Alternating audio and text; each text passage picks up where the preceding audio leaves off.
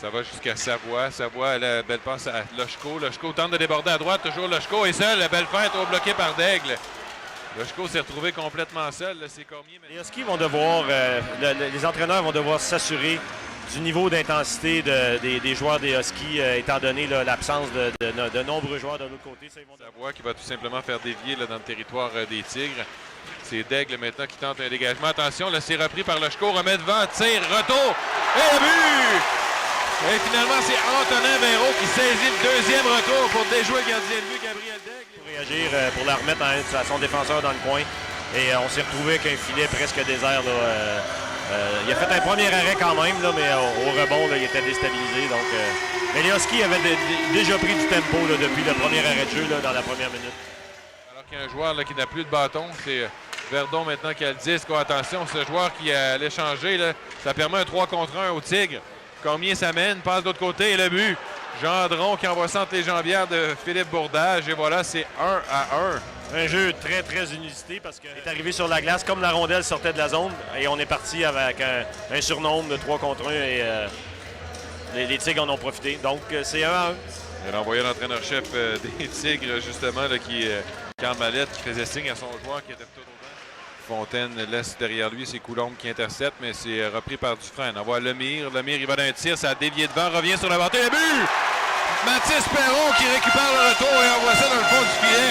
Et voilà, c'est maintenant 2-1 pour les Huskies. Ouais, le gardien avait fait un bel arrêt au départ, mais les Huskies ont attaqué suite à un mauvais jeu d'un défenseur des Tigres là, qui a littéralement remis la rondelle à un défenseur libre dans la Ligue 2 là, du côté des Huskies.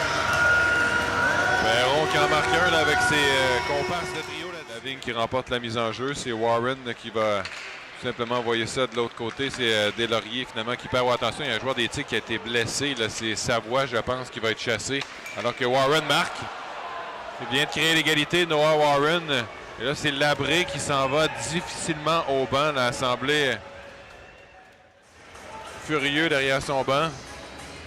Là, je ne sais pas si la punition, normalement, on lève le bras, on appelle une punition. S'il y a un but, j'ai l'impression... en tout cas, une chose est sûre, Bourdage, malheureusement, là, on est obligé de dire qu'il maintenant, là, qui va récupérer par la rondelle aux mains de Zonon. Attention, le Véro s'amène. Véro a de l'espace, tir bloqué par Daigle.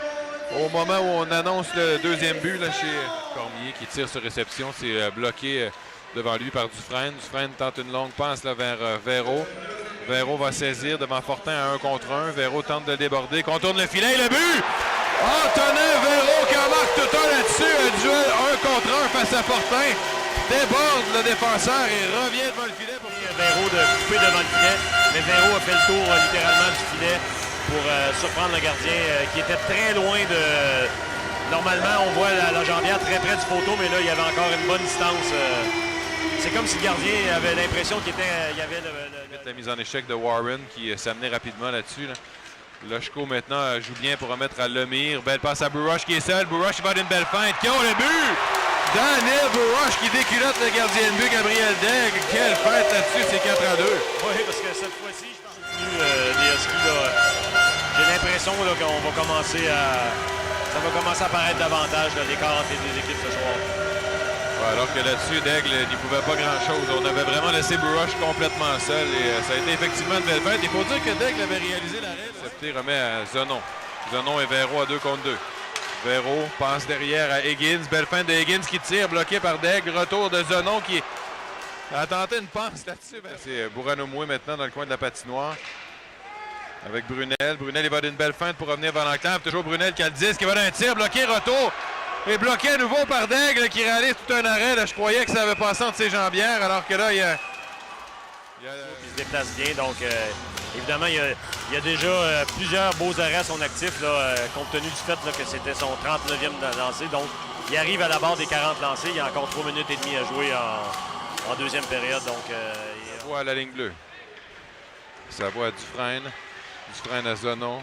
Zonon, belle passe. Ça, c'est bloqué par Daigle. C'était bien pensé là-dessus en direction de Thomas Verdon qui Daigle qui a montré de belles choses ce soir. Oh oui, on en parlait dans l'avant-match que c'est un gardien sur qui on mise beaucoup là, pour les prochaines années. J'ai l'impression qu'il va peut-être avoir une rotation là, de quelques joueurs pour le match de Val-d'Or. Un joueur comme Warren va peut-être avoir une pause, entre autres. Pas impossible.